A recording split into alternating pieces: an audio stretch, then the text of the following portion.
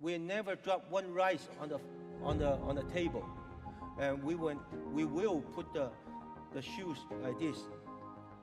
Whenever I go back my home, I see my son's shoes, one like this, one like this, one socks, not the socks.